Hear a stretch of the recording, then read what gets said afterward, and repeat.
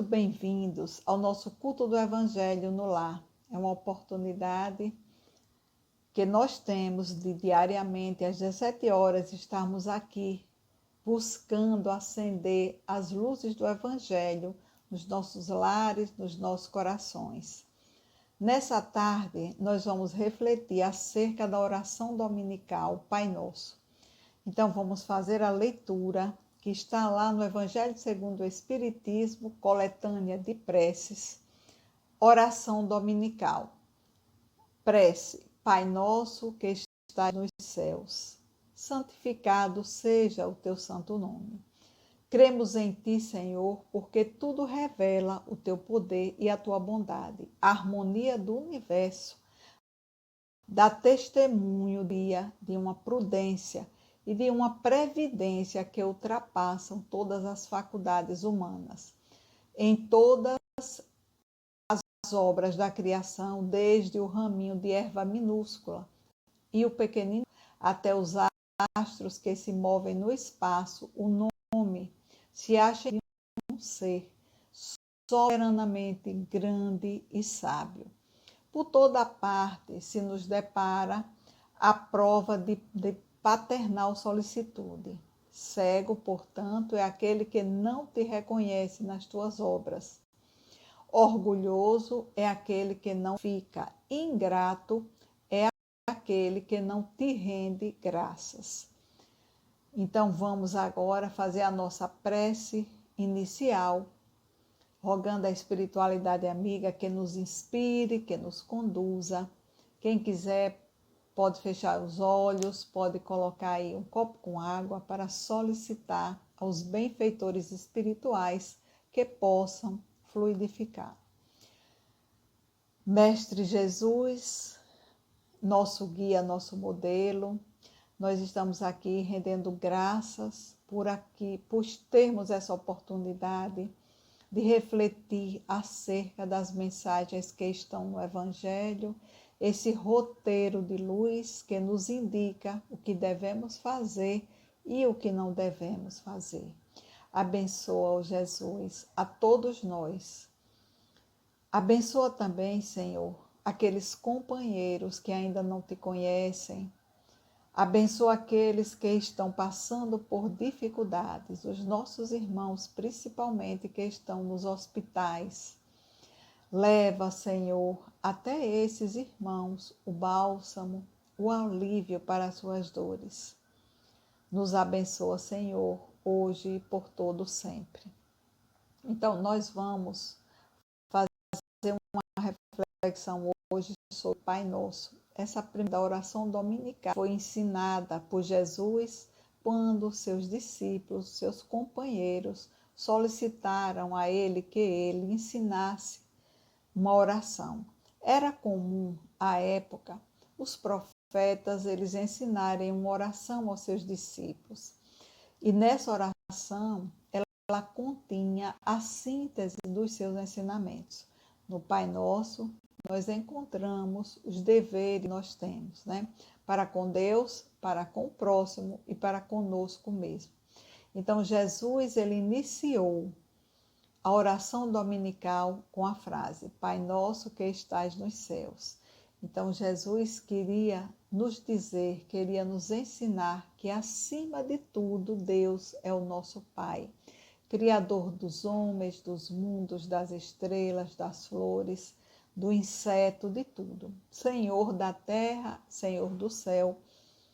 E para Deus, nós somos os seus filhos abençoados. Sendo assim, nós somos no mundo uma só família.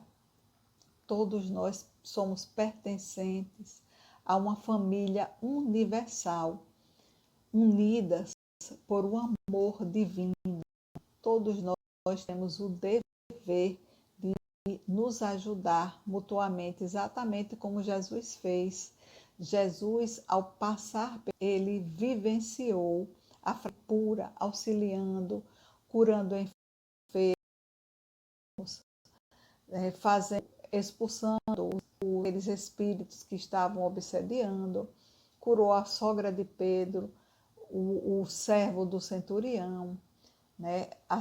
Curou a tantos paralíticos, cegos, muitos foram curados, até a mulher hemorroísa, que se arrastou e tocou na sua veste e ficou curada. Então, ele vivenciou a fraternidade pura, independente de quem fosse, ele fazia o bem, ajudava, né? Então, nos mostrando assim o verdadeiro caminho para a paz. Quando nós rogamos a Deus, Pai nosso, nós estamos pedindo a Ele que nós possamos sentir em nossos corações exatamente a paternidade divina. Sentir nos nossos corações que Ele é o nosso Pai, que nós somos partículas divinas. Sendo assim, essa expressão, Filho de Deus, ela é muito empregada, muito repetida. Nós repetimos muito, né? Eu sou filho de Deus. Mas será que nós já paramos para refletir a grandiosidade de sermos os filhos abençoados de Deus, né? O Criador de tudo? Nós parar para refletir sobre a grandiosidade de sermos filhos da inteligência suprema do universo, a causa primária de todas as coisas, o arquiteto divino. Nós somos os seres inteligentes criados por Deus à sua imagem e semelhança. Deus é bondade, justiça e nos ama tanto que nos criou à sua imagem e semelhança, né? Então, além disso, Deus também criou leis sábias, perfeitas e imutáveis. E essas leis foram criadas para a nossa felicidade. Nada sai do seu controle. Tudo está perfeitamente administrado por Deus. E tudo tem uma função na natureza. Tudo se encadeia, tudo se entrelaça, tudo se interliga. A beleza da criatura toda interligada. É uma verdadeira obra de arte. E o mais interessante, né, é que nós fazemos parte dessa obra de arte. Nós temos uma função importante na criação. Nós vemos isso quando Kardec nos deixou, né, qual era o objetivo da encarnação. Deus impõe a encarnação aos espíritos a fim de fazê-los chegar à perfeição. Tem também outro fim, a encarnação, que é o de colocar o espírito em condições de suportar a parte que ele toca na obra da criação. Então, nós somos co-criadores com Deus. Todos nós temos uma parte que só nós fazer. Então, somos importantes.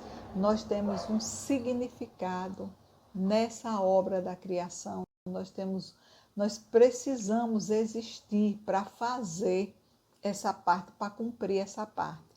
Mas o que acontece conosco é que nem todos nós temos essa percepção. Tem algumas pessoas que nem sequer acreditam em Deus. Não percebem nem a grandiosidade da criação divina e ainda se colocam numa posição de separatividade com o Criador. Deus não descuida dos seus filhos, está tudo sob controle. Mas nós, por falta de sensibilidade, por imaturidade, pelas nossas imperfeições, nós nos afastamos de Deus. Por isso, nós estamos aqui para aprender o Evangelho, para nos fortalecermos na comunhão com Deus e assim nós podermos desenvolver sensibilidades, que com essas sensibilidades nós vamos compreendendo a natureza de Deus, né? Através dessa relação íntima com Deus, através da prece, né? Através das orações, das meditações, nós entramos em comunhão com Deus e vamos estreitando essa relação. Kardec perguntou aos espíritos se o homem poderia compreender a natureza íntima de Deus. E os espíritos lhe responderam que não, porque falta-lhes para isso um sentido. E Kardec perguntou também se um dia será dado ao homem conhecer o mistério da divindade. E os espíritos responderam que quando não mais tiver o espírito obscurecido pela matéria e pela sua perfeição, se houver aproximado de Deus, ele o verá e o compreenderá. Jesus, ele via e compreendia a vontade de Deus. Foi isso que ele disse quando ele encontrou com Hanã. Lá em Jerusalém, ele disse a Hanã que ele sabia a vontade de Deus. E em outra oportunidade, quando ele teve aquele encontro com a mulher samaritana, ele também disse que ele se alimentava de fazer a vontade de Deus. Então, ele também, em outra oportunidade, ele disse, eu e o Pai somos um, porque ele compreendia a vontade do Pai, né? Então, o que é que faz com que a gente se sinta distante de Deus? Porque Deus é onipresente, onisciente, mas nós é que nos sentimos, por conta da nossa inferioridade, por conta das nossas imperfeições, por conta dos nossos vícios, nosso orgulho, do nosso egoísmo, são os empecilhos para compreendermos a Deus, para nos sentirmos verdadeiramente filhos de Deus. Todo pai, ele se preocupa com o filho, né? Imaginemos Deus, inteligência suprema, perfeição infinita. Claro que ele jamais vai deixar os seus filhos, ele vai deixar de proporcionar oportunidade para os seus filhos, né? Então, ele se ocupa de todos os seres da sua criação. E Emmanuel, no livro Fonte Viva, no capítulo 77, comentando esse versículo Pai Nosso, ele tem uma mensagem quando ele diz que a grandeza da oração dominical nunca será devidamente compreendida por nós, que lhe recebemos as lições divinas. E diz que cada palavra dentro dela tem uma fulguração de sublime luz. Então, a gente vê que realmente essa oração dominical é de uma grandeza e que nós só vamos compreender com a maturidade quando nós formos desenvolvendo sensibilidade para compreender, né? Então, quando ele diz cada palavra dentro dela tem uma fulguração de sublime luz, evidenciando a grandeza e amplitude do Pai Nosso, que só será desvelada para o nosso conhecimento, para a nossa compreensão, quando nós amadurecermos espiritualmente, né? Essa capacidade de entendimento, de percepção, ela varia de acordo com a nossa evolução. Nessa encarnação, todos nós que já estamos aqui, que já abrimos espaço nas nossas vidas para buscar a espiritualidade, para estudar o Evangelho, para compreender o Evangelho de Jesus, sentir e vivenciar, nós já percebemos que com o passar do tempo, a compreensão das coisas de Deus, das leis divinas, ela vai se ampliando nas nossas vidas, à medida que nós vamos estudando, que nós vamos principalmente praticando, né? Por quê? Porque quanto maior a luz, maior a capacidade de compreensão. Jesus disse que quem anda comigo não anda nas trevas. Quanto mais nós nos aproximamos do Cristo, mais luz nós temos. Com isso, nós vamos ampliando a compreensão, a nossa compreensão, né? Então, é interessante que no Pai Nosso, nós também repetimos que seja feita a vontade de Deus, né? E muitas vezes, na nossa pequenez, nós não compreendemos a vontade de Deus. Exatamente porque nos falta essa sensibilidade, mas se nós pararmos para pensar que Deus é Pai, é amoroso, é justo e bom, quem melhor, né, para nos dar a direção do que Ele?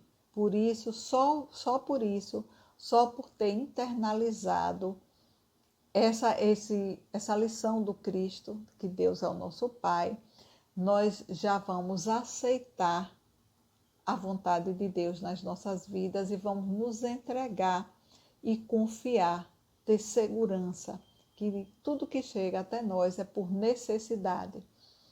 Isso é reconhecer a humildade, é nos reconhecermos incapazes, né, de saber o que é melhor para nós, que realmente nem sempre nós temos o discernimento de saber o que é melhor para nós. E Deus, a inteligência suprema, sabe. Por isso que nós repetimos: seja feita a vossa vontade. Então, com isso, Jesus também nos apresenta um dever que nós temos, que é o dever de adorar a Deus, né? E a verdadeira adoração é a adoração do coração. Não precisamos mais de altares, não precisamos de imagens, porque nós temos o altar dentro de cada um de nós. O altar está no nosso coração. Jesus, quando ele encontrou com a samaritana, que a samaritana perguntou onde deveria adorar, se era lá na Samaria ou no templo em Jerusalém, Jesus disse que chegaria o tempo em que nós iríamos adorar a Deus em espírito e verdade, no altar do nosso íntimo, através da prece sincera, abrindo o templo dos nossos corações, nós vamos entrar em comunhão com Deus para compreender a sua vontade nas nossas vidas. Nós também repetimos muito, né, a necessidade dessa adoração antes de começar o dia, principalmente para nos prepararmos para o dia, é importante, muito importante, mas não só antes de começar, não só iniciar o dia com Deus, mas continuar todo o dia com Deus. É por isso que Humberto de Campos, no livro Boa Nova, ele diz que vai chegar o tempo em que a oração será como a respiração automática, porque quando nós chegarmos à perfeição, né? Então nós vamos estar em comunhão perene com Deus, como Jesus. Jesus vivia em comunhão com Deus, que era um espírito puro. Então nós temos que buscar não só iniciar o nosso dia com Ele, mas que possamos continuar através das nossas ações, dos nossos sentimentos, dos nossos pensamentos. E para isso é que nós devemos exercitar a vigilância, né? Vigiar e orar para não cair em tentação. Nós carecemos de oração. Precisamos da oração para nos fortalecer. A oração, ela é o alimento espiritual. E no Evangelho de João ele diz que o pão de Deus é aquele que desce do céu e dá vida ao mundo. Quando nós nos distanciamos de Deus, quando nós nos desvinculamos da espiritualidade superior, nós nos sentimos sem vitalidade. Então, a comunhão com Deus, ela nos fortalece, ela nos dá coragem, nos dá perseverança para enfrentar as tempestades que por vezes chegam, porque na encarnação nós temos momentos de amenidade, de calmaria, mas também nós temos momentos de dificuldades, momentos de aflições, todos nós temos. E as aflições, elas chegam para nós, chegam para os nossos amigos, sempre chegam aflições, porque Jesus disse, no mundo tereis tribulações, mas foi que ele disse, vinde a mim todos vós que estáis cansados e fatigados, e eu vos aliviarei. Nós todos somos iguais para as dores, para as tempestades que por vezes caem nas nossas vidas, mas não devemos julgar ninguém. Nós precisamos de misericórdia de Deus e precisamos também da misericórdia e da compreensão daqueles que convivem conosco. Jesus disse, primeiro tira a trave do seu olho para depois ver o cisco que está no olho do teu irmão. exercitar o amor ao próximo, aprender a conviver respeitando as possibilidades, as qualidades e as dificuldades, porque nós todos estamos interligados, né? Todos nós estamos interligados. E para nós finalizarmos essa nossa reflexão acerca do Pai Nosso, nós trouxemos o Pai Nosso na versão espírita, apenas um trecho que diz o seguinte: Pai nosso que estais nos céus, na terra, em todos os mundos espirituais, santificado e bendito seja sempre o vosso nome, mesmo quando a dor, a desilusão ferirem o nosso coração. Bendito sejas. Obrigada a todos que nos acompanharam. Que Deus possa abençoar todos nós, que essa luz possa permanecer nas nossas vidas, iluminando as nossas caminhadas. Abençoa todos nós e que tenhamos muita paz.